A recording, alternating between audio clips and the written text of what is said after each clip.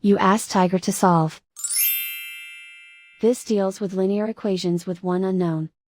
The final result is x equals 5. Let's solve it step by step. Group all x terms on the left side of the equation. Add x to both sides. Group like terms. Simplify the arithmetic. Group like terms. Simplify the arithmetic. Group all constants on the right side of the equation. Add 1 to both sides. Simplify the arithmetic.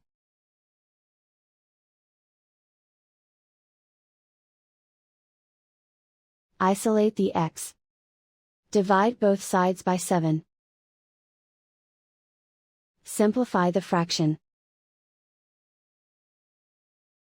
Find the greatest common factor of the numerator and denominator.